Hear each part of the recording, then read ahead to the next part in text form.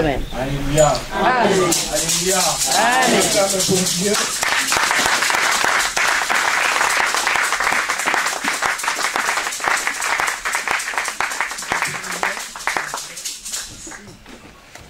Alléluia.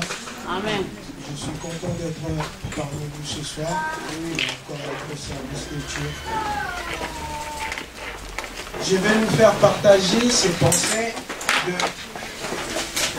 l'éternité à la droite du Père. Alléluia. Amen. Tel est le thème de notre soirée. De l'éternité à la droite du Père. On va commencer par parler de Jésus, qui à l'éternité existait à la forme de Dieu. Il existe toujours en forme de Dieu parce qu'il est Dieu. Alléluia. Amen. Il vient de l'éternité, il vient du Père. Il vient du sein du Père, Jésus. Il existait à la forme de Dieu. En éternité, il était Dieu. À l'éternité, il était égal au Père. De l'éternité, il avait la même puissance, même grandeur. Il avait le même regard de la créature, autant que le Père. Alléluia. Amen. À l'éternité, de l'éternité, il était égal au Père. C'était deux personnes égaux. Alléluia. Amen. Nous allons prendre nos Bibles. On va prendre le livre de Jean chapitre 1er, verset 18. Patient. Et ensuite on va prendre Jean 6, 46. Jean 1, 18, nous lisons la parole du Seigneur au nom de notre Jésus-Christ. Personne n'a jamais vu Dieu. Le Fils unique qui est dans le sein du Père est celui qui l'a fait connaître. Jean 6, 46.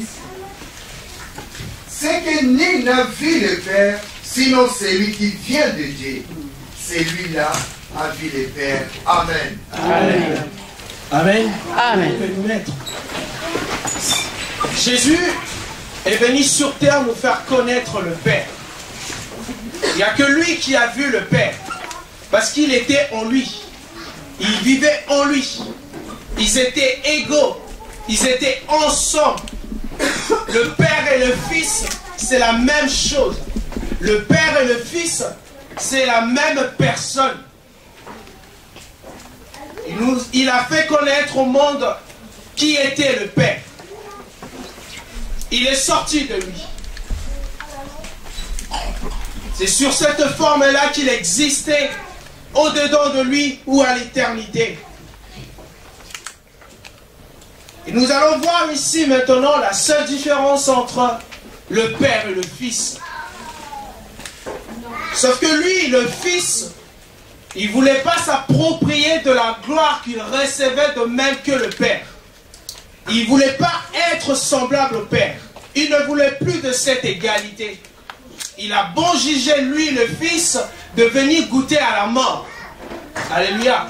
C'est la seule différence entre le Père et le Fils. C'est que le Fils, il a pris la forme humaine et puis il est venu goûter à la mort. Et le Père, il reste Dieu, il reste Papa dans son immensité. Alléluia.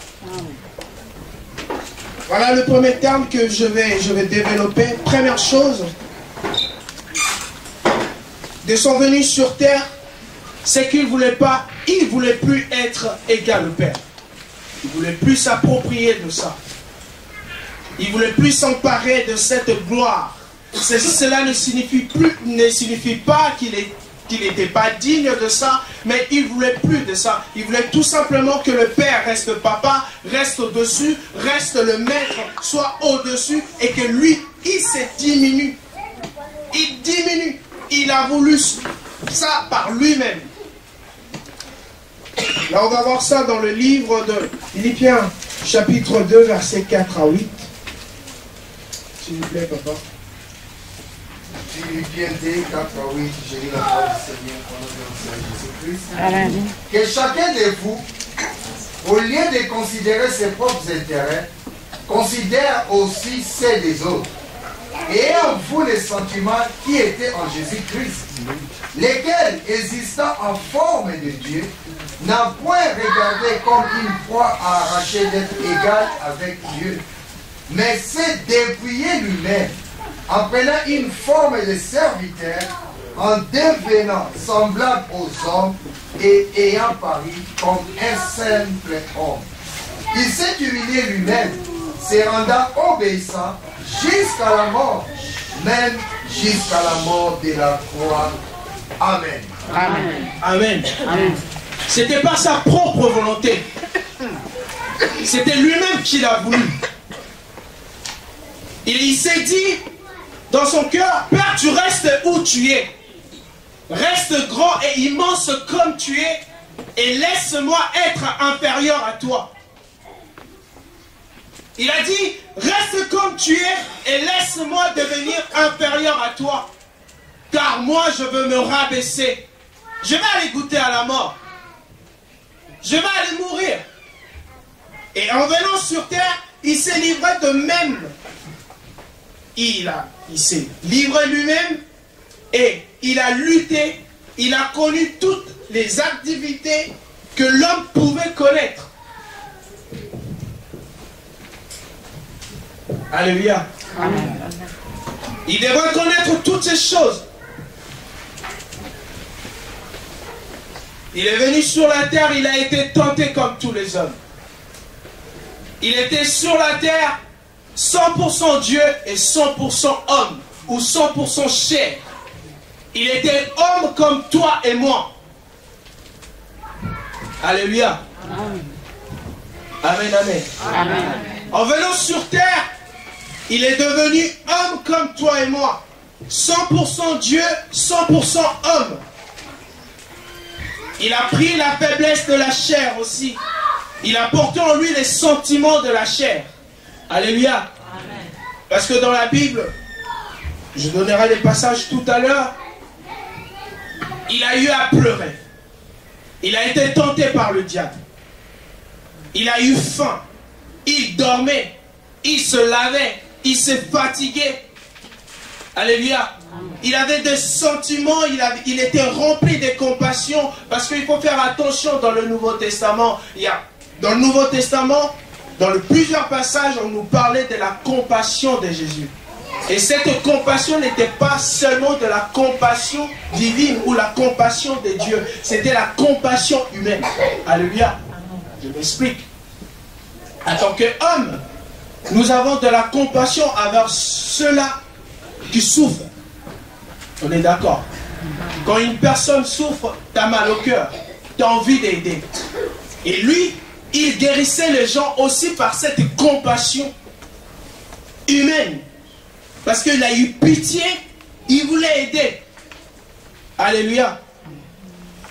Il a eu à pleurer aussi. Devant Lazare, on nous montre un Dieu. C'est plutôt un Dieu sur la forme d'un homme qui rentre dans la chair, totalement dans la dimension d'un homme qui pleure. Il pleurait parce qu'il avait mal, parce qu'il a perdu quelqu'un d'important de sa vie. Alléluia. Amen. On a vu un Dieu qui pleurait. On a vu un Dieu qui était fatigué, alors il s'était endormi. Et pendant que la barque, pendant qu'il y avait le vent, il y a eu des apôtres qui ont réveillé Dieu. Ils ont réveillé un homme fatigué. Mais lorsqu'il s'est réveillé dans sa forme de Dieu qui pouvait faire taire la tempête. Alléluia. Amen. Lorsqu'on lui a annoncé la maladie de Lazare, il a donné une réponse d'un Dieu pour sa gloire. Mais lorsqu'il est venu devant le tombeau, il a pleuré, pas comme Dieu, mais comme un homme qui avait mal au cœur parce qu'il a perdu quelqu'un et il pleure. Alléluia. Amen.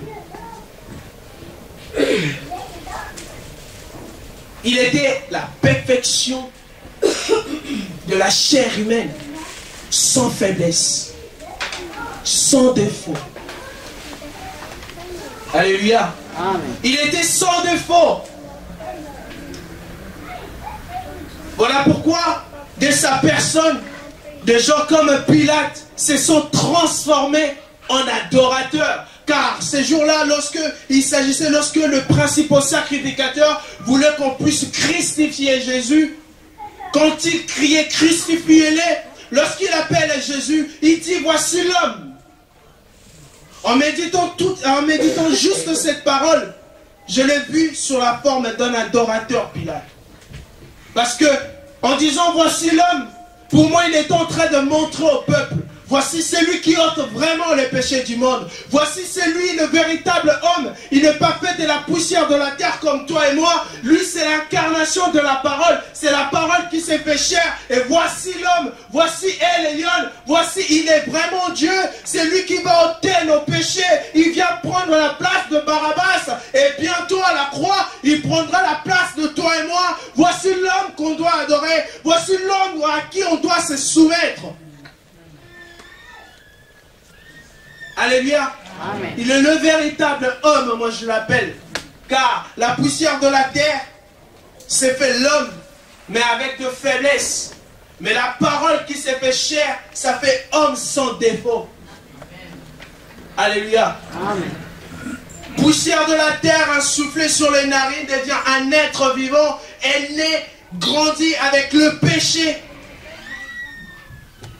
Mais la parole créatrice, la parole qui était là déjà depuis l'éternité, à qui la Bible dit, rien n'a été créé sans elle. Cette parole a pris la forme humaine, ça donne la forme de Jésus. Et cet Jésus, en forme humaine, il est sans défaut. Alléluia. Amen. Il est digne d'être adoré, ce Dieu. Alléluia. Amen. Il a transformé Pilate en adorateur. Et c'est de même qu'on doit être à l'heure d'aujourd'hui. Lorsque nous parlons de Jésus, nous parlons d'un homme sans défaut. Lorsque nous parlons de Jésus, nous voyons un homme parfait. Il était parfait. Il était parfait, notre Dieu. Il devrait prendre cette place-là. Cette place de Barabbas, la place de Barabbas, c'était la place de Jésus. Il est venu pour ça. On ne pouvait pas choisir Barabbas ces jours-là. Barabbas ne devrait pas être choisi. On devrait présenter l'homme. On devrait présenter la parole à ce moment. Si on avait choisi Barabbas, on n'allait pas présenter la parole à la foule. On devrait épargner Barabbas pour présenter la parole. Alléluia. La parole livrée pour nous, le peuple. La parole livrée pour nous.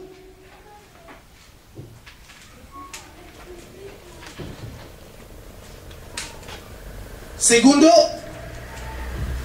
le Fils de l'homme est venu pour détruire les œuvres du diable. C'était sa deuxième mission sur terre. Primo, il voulait pas être égal au Père. Segundo, il est venu sur terre pour détruire les œuvres du diable. Là, on va prendre 1 Jean chapitre 3, verset 8.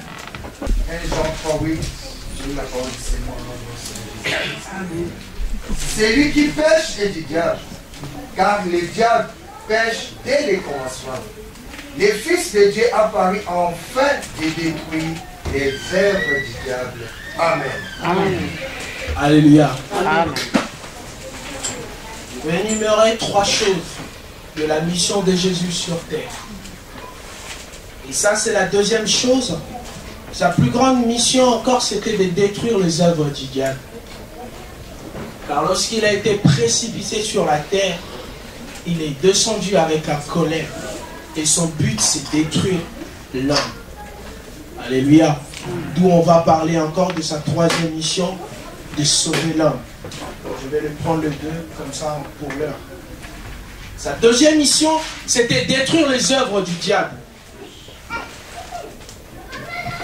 Car le diable, en venant sur terre, Il savait déjà son sort au dernier jour. Il connaît sa souffrance.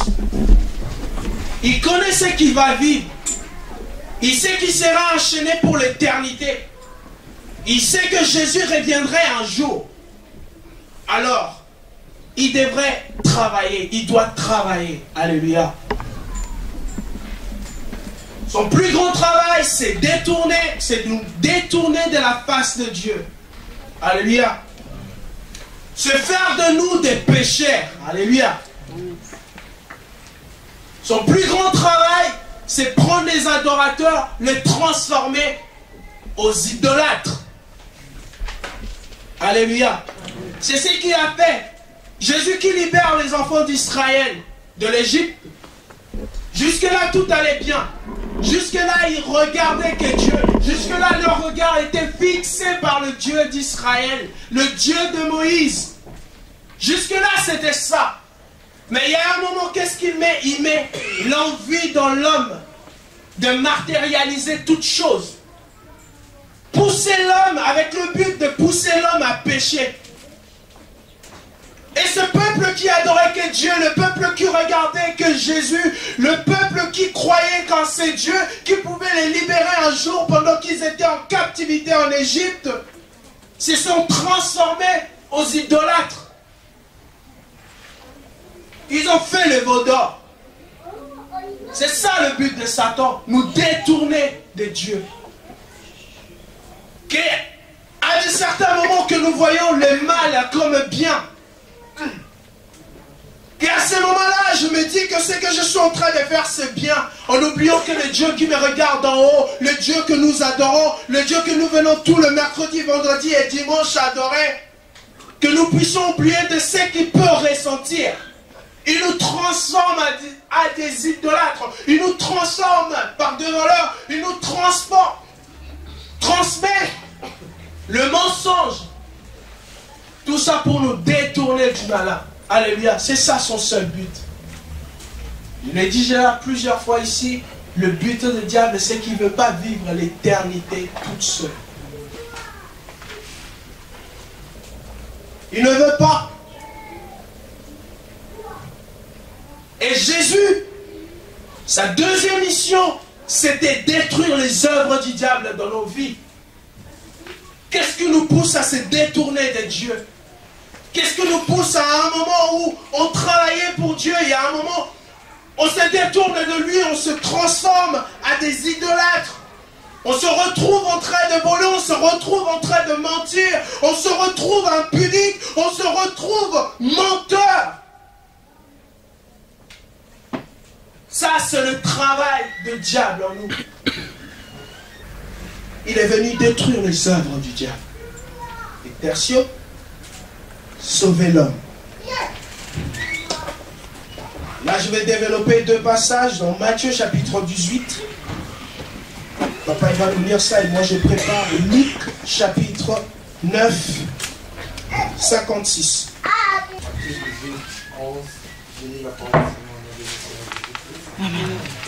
Car le Fils de l'homme est venu sauver ce qui était perdu.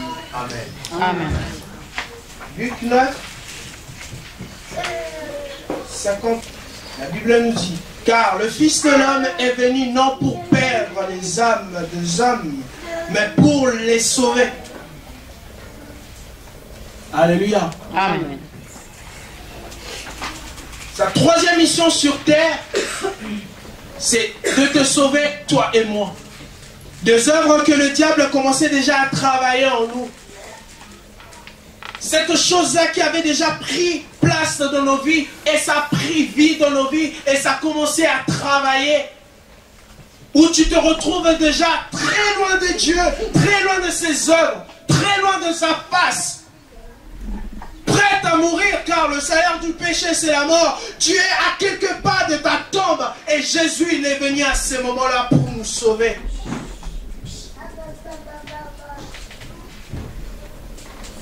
On était déjà perdus dans le chemin.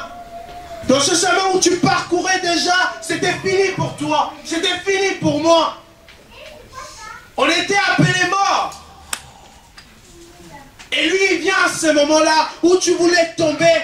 où tu voulais partir et attendre le jugement dernier pour aller vivre l'éternité avec le diable. C'est ces moments-là où lui, il a choisi, s'humilier auprès de Père, prendre la forme humaine et venir prendre ta place sur la croix et prendre la place aussi de Barabbas. Alléluia.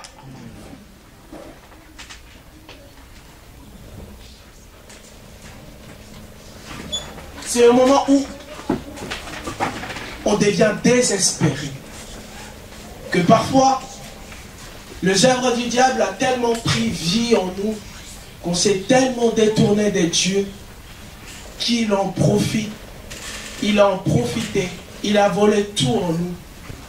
Et maintenant, nous savons le diable, lorsqu'il n'a plus rien à faire de toi, il t'élimine. Car son but était atteint. Il t'a détourné, il t'a éloigné. Et maintenant, il n'a plus rien à faire de toi. Et tu meurs. Et la mort que nous parlons ici, elle n'est pas seulement charnelle, la mort. La mort dont on parle ici, c'est de la mort spirituelle. Lorsque tu éteins le Saint-Esprit en toi, lorsque tu éteins l'Esprit de Dieu en toi, c'est ça la mort. Car il y a même dans beaucoup de disciples de Dieu, ils voulaient même mourir dans la chair. Parce qu'ils savaient que leur âme vivra encore. Alléluia. Amen. Je regardais une histoire où on nous parlait de la mort de Matthieu. Il a été mort crucifié, mais par sa propre volonté n'a pas voulu être crucifié comme Dieu. Il a voulu être crucifié la tête en bas. Parce qu'il s'est dit, je ne suis pas digne d'être crucifié comme Jésus. Ils étaient contents, ces gens-là, de mourir dans la chair. Et je ne vous parle pas ici de la mort plus de la chair, car le diable ne veut pas de notre chair non plus. De même que Dieu veut notre intérieur, comme on nous a parlé le dimanche dernier, il veut notre intérieur. De même, le diable veut détruire notre intérieur. C'est notre intérieur que Jésus est venu réparer. C'est notre intérieur que Jésus est venu sauver en premier. Car c'est notre intérieur qui vivrait l'éternité. Alléluia. Parce que notre chair retournera dans la poussière. Il est poussière, il retournera dans la poussière. Mais notre âme, il va continuer à vivre. L'âme aussi est appelée à vivre l'éternité. Mais quelle éternité? L'éternité avec le diable ou l'éternité avec Jésus? Alléluia. Amen. Il est venu sauver l'homme intérieur. Il est venu sauver Armic intérieur. Il est venu me sauver moi intérieurement. Parce qu'il commence par des pensées. Des pensées n'est pas chair. Des pensées c'est intérieur. Lorsque je pêche intérieurement, c'est ce qui fait plus mal à Dieu. Et c'est ce qui détruit encore. C'est l'intérieur qui est détruit. Et ensuite la chair est détruite. De toute façon, la chair est appelée à être détruite parce qu'il finira, il retournera dans la poussière. Mais l'âme est appelée à vivre une éternité. Quelle éternité l'âme vivrait? Aujourd'hui, je te pose la question, quelle éternité prépares-tu pour ton âme? Quelle éternité prépares-tu pour ton âme ce soir? L'éternité avec Jésus ou l'éternité avec le diable? Aujourd'hui, je vous dis que Jésus est venu sauver notre homme intérieur. C'est ça notre véritable nous. Notre véritable nous, c'est pas celui qui se tient devant vous aujourd'hui qui vous parle. Le véritable moi, c'est celui qui est à l'intérieur.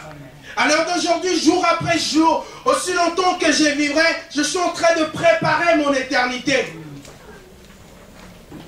Aussi longtemps que je vous parlerai, aussi longtemps que je me tiendrai debout, aussi longtemps que je serai compté parmi les vivants, je suis en train de faire un travail moi aussi. Nous travaillons jour après jour, nous travaillons notre intérieur, nous travaillons notre futur. De même que l'homme travaille son futur pour la chair, il faut étudier, il faut avoir des bonnes notes, trouver un bon travail, construire des maisons et tout. Stabiliser notre corps, c'est de la même manière que nous devons faire ce travail pour notre intérieur. Ce qui est bon pour mon intérieur, je prépare mon futur intérieurement. Je prépare où serait mon âme dans l'éternité. C'est le travail que nous faisons aujourd'hui. Que tu penses à ça ou pas, aussi longtemps que tu vis, aussi longtemps que tu es compté parmi les vivants, tu travailles dans ça. Tu prépares ton éternité. Nous préparons notre éternité. Et c'est la troisième chose que Jésus est venu faire en nous. Sauver cet homme-là. Comment cet homme qui m'adorait, même quand je ne m'étais pas encore manifesté, il croyait qu'il y aurait un sauveur. Que notre Dieu nous enverrait un sauveur. D'où vient cet esprit? D'où viennent ces sentiments de péché? D'où viennent ces sentiments de devenir idolâtre? Et Jésus, il a anticipé ça. Et nous, nous vivons dans le temps de la grâce, parce que dans ce temps-là, il est venu pour l'Israël. Mais aujourd'hui, nous parlons de toutes ces choses parce qu'il nous a adoptés. On est devenus ses fils. Et nous sommes un témoignage vivant du passé de Jésus sur terre. Nous sommes des traces qu'il a laissées sur terre. Nous, les hommes de la grâce, nous sommes un témoignage vivant du vécu de Jésus sur terre, de son passage sur terre. Car autrefois on nous appelait de pécheurs. Aujourd'hui, notre Jésus nous appelle de saints. Alléluia. Amen. C'était ça sa mission. Sauver l'homme. On va se poser la grande question. Comment il a sauvé l'homme? Quel travail Dieu a fait pour sauver l'homme? À Jérémie, on va parler de la puissance de la mort de Jésus. Alléluia. Amen.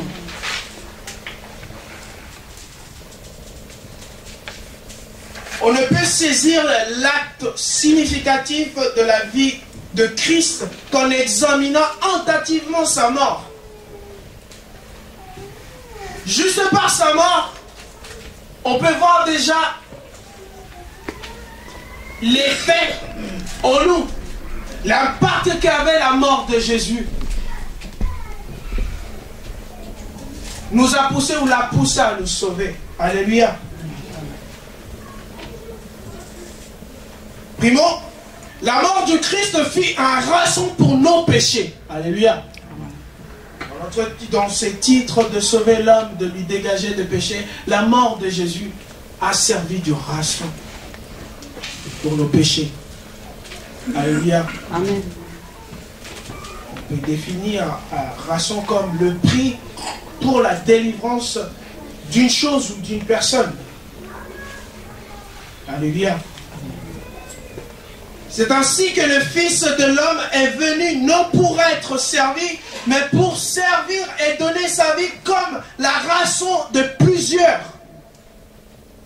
On était plusieurs pécheurs. On était plusieurs à se détourner de Dieu. On était plusieurs à ne pas connaître Dieu. Rester dans l'ignorance de ne pas connaître Dieu. Le diable est travaillé en ça. Et Jésus, lui, il est venu. Il a donné sa vie. Des coupables qu'on était, on l'a rejeté par nos propres volontés. On nous parle de Jésus, on ne veut pas de Jésus. Et le diable travaillait dans ça. Et sa mort a servi des rançons. Et sa mort a fait qu'il puisse nous racheter de l'autre côté. Et là encore, je fais allusion à une personne qui travaillait déjà avec Jésus. Il était déjà avec Dieu. Il craignait déjà avec Dieu. Vu les difficultés de la terre, vu les situations de la terre, il se déclasse, il se met de l'autre côté. Et la mort de Jésus a servi des rançons pour le dégager de l'autre côté et le remettre dans le droit chemin. Alléluia. Amen. Il est venu nous libérer de ça. Sa mort nous a servi de rançon.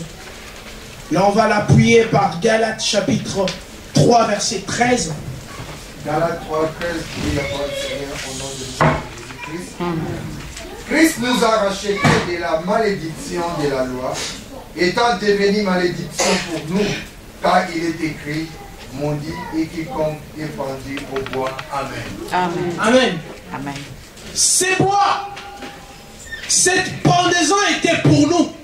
C'était préparé, c'était fait pour nous. C'était notre salaire. La croix était la place de l'homme pécheur. La croix était la place de toi et moi. La mort de la croix était pour l'homme. C'était fait pour l'homme.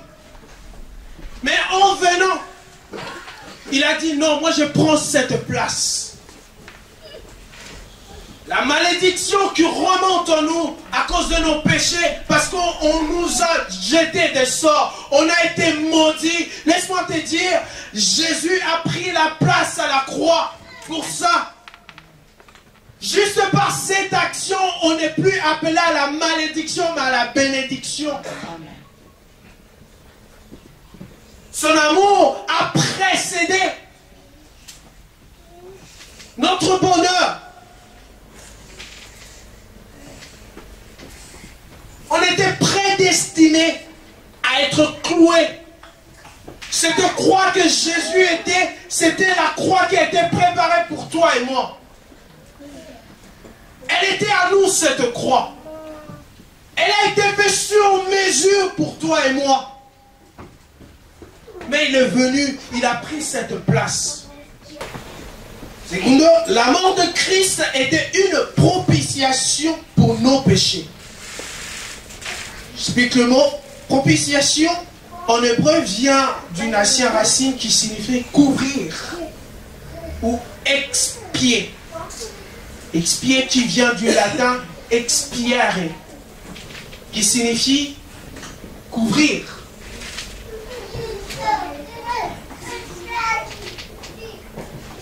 Je développe.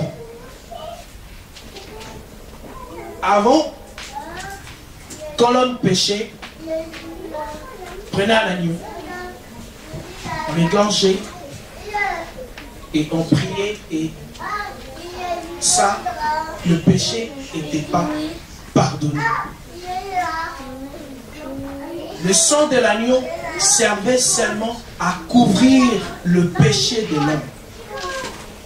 Alléluia. Je réponds.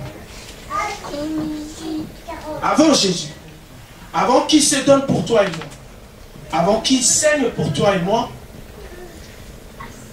on partait voir des gens. On amenait notre agneau. Et cet agneau, on l'égorgeait. Et le sang qui coulait servait à couvrir nos péchés. Alléluia. Ça couvrait. Le péché n'était pas pardonné. Le péché n'était pas effacé. Ça servait tout simplement à couvrir le péché.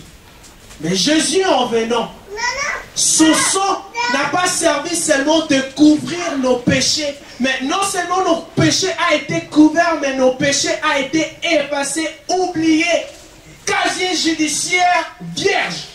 Amen. Amen. Alléluia. Condamné déjà avec un casier judiciaire, avec des fautes que nous avons commises. Et lui, son sang est venu renouveler notre casier judiciaire. Par son sang, on s'appelle saint tous les jours. Tous les jours. Et on s'appelle saint pourquoi? Malgré nos péchés, Jésus regarde le sang versé à la croix. Et ce sang, lorsque Dieu y voit, le Père voit ce sang versé, ça rend notre casier judiciaire vierge. Ça nous rend encore purs. Et il continue à nous appeler les saints. Voilà pourquoi on appelle les gens des saints de Dieu. Pourquoi? Vous doyez dire, c'est un homme, il commet le péché. Je viens de le voir pécher. Je viens de le voir dans ses faiblesses. Pourquoi on l'appelle encore saint? C'est grâce à ce sang de la croix que le Père voit de son Fils. Cela nous purifie. Cela nous sanctifie. Cela nous rend purs devant le Père. C'est grâce à ça qu'on peut encore s'approcher devant lui avec certitude qu'il écoute ma prière. Pourquoi? Parce que je suis pécheur, mais grâce au sang de son Fils versé, il me voit saint. Et il écoute ma prière et il répond à ma prière. Jésus, son Fils, nous a purifiés de tout péché. Jésus, son Fils, il a fait de nous aussi des hommes sans tache. Alléluia. Son sang nous a purifiés, ça nous a lavés. Corps, esprit, âme. Alléluia.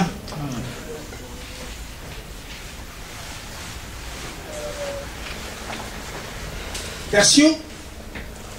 La mort de Christ amena une réconciliation totale de l'homme avec son Créateur. Aujourd'hui, nous avons qu'un seul médiateur. Et ce médiateur, c'est Jésus. Alléluia. Amen. Nous savons une chose. Nos péchés nous éloignent de Dieu. Mais la personne qui a fait que le Créateur s'est réconcilié avec sa créature, c'est Jésus. Alléluia. Amen. Et Dieu regarde son passage sur terre. Il regarde comment il est mort. La mort de Jésus nous a rapprochés encore de Dieu.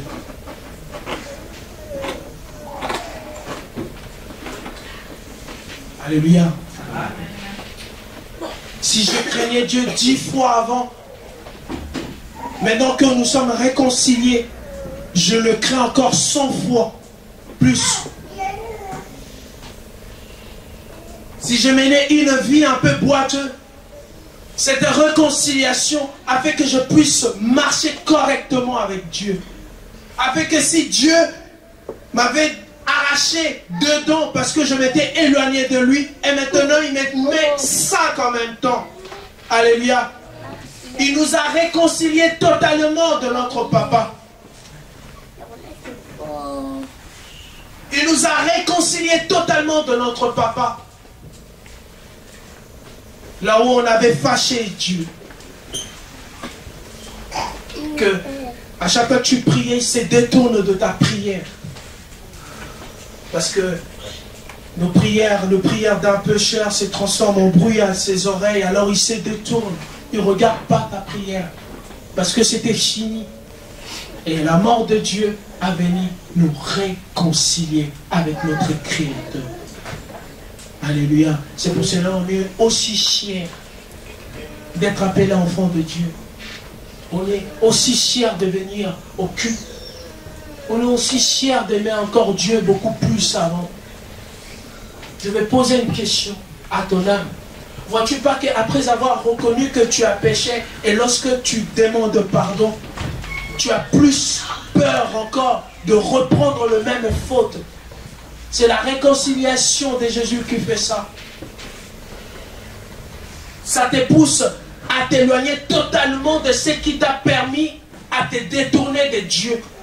Ce qui a créé de troubles entre toi et le Père. Tu n'as plus envie de ça.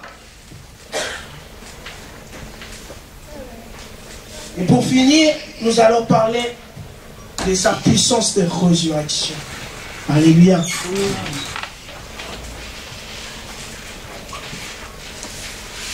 On va voir ça dans Matthieu chapitre 28, versets 1er à 7.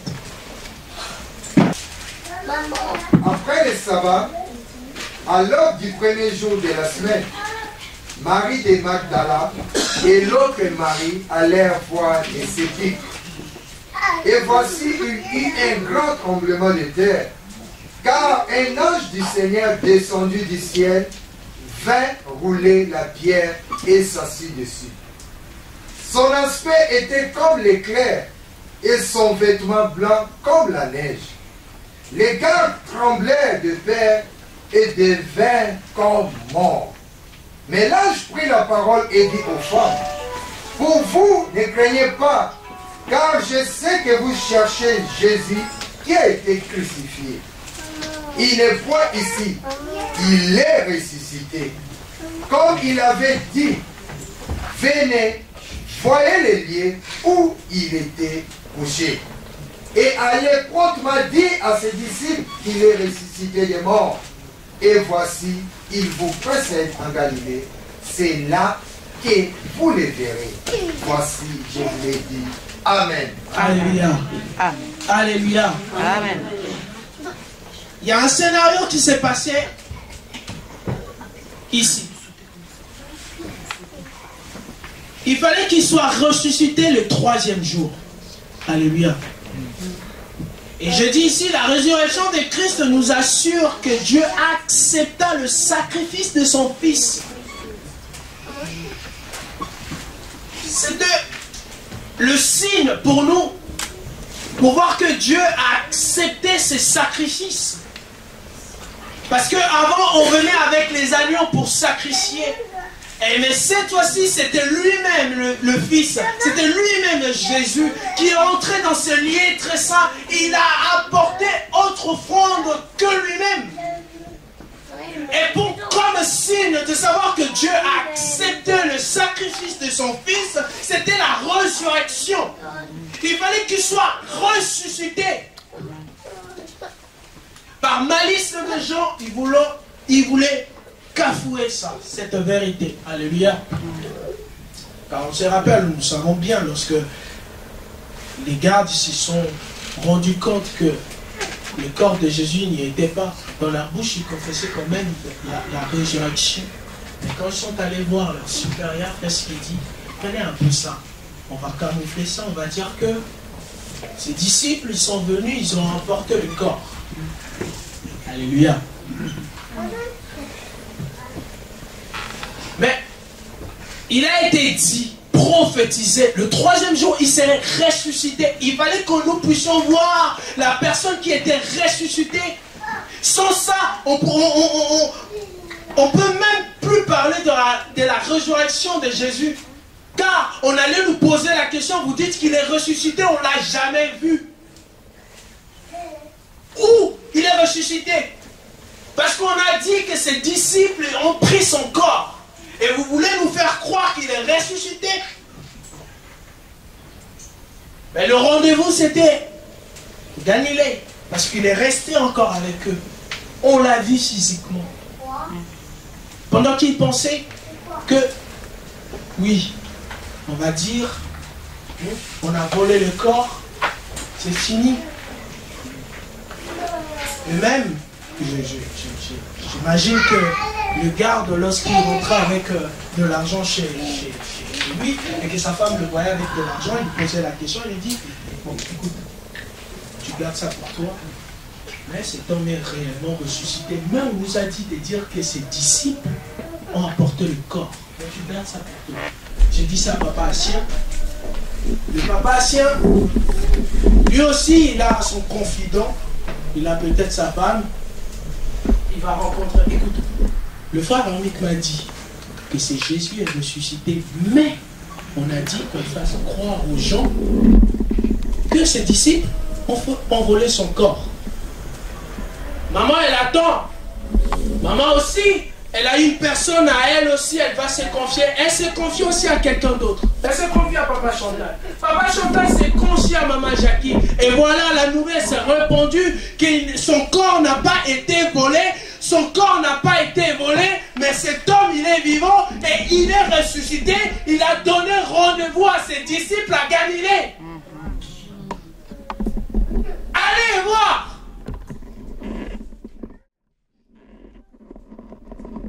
Alléluia. Deuxième chose, il nous assure d'avoir un intercesseur dans le ciel. Alléluia. Amen. Il nous assure d'avoir un intercesseur dans le ciel. Il intercède pour nous. Là, on va voir ça À la maison, Romains chapitre 8, versets 33 à 34. Ou encore Hébreux chapitre 7, verset 25. Nous allons voir ça là-bas. Ici, il sait que le diable est malin.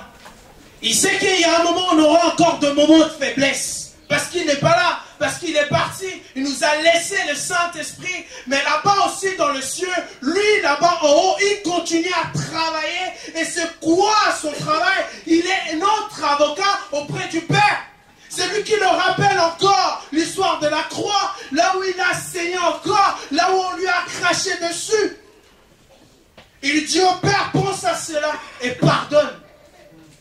Et pendant que toi tu fais des efforts maintenant à l'heure d'aujourd'hui, de marcher dans l'intégrité, de marcher selon la parole de Dieu, laisse-moi te dire, il y a une personne où son amour a précédé tes efforts de sanctification. Je répète, il y a Dieu, son amour a précédé tes efforts de sanctification.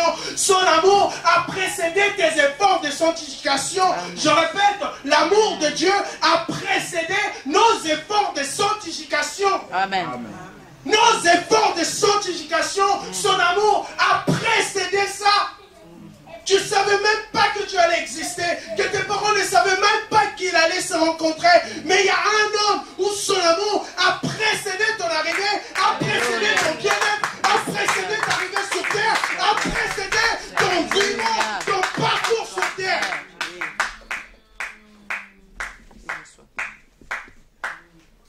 Alléluia. Amen. Et laissons-nous l'adorer. Il a vaincu le diable. Et il a reçu le nom qui est au-dessus de tout. Alléluia. C'est pour cela qu'on ne peut pas rester indifférent de nous, c'est Jésus. Il a fait tellement du bien à notre corps, à notre chair, à notre âme.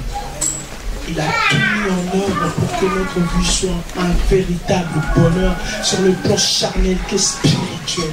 Que nous soyons en paix dans nos pensées, que nous soyons en paix avec notre Créateur. Il a reçu le nom au-dessus de tous les noms.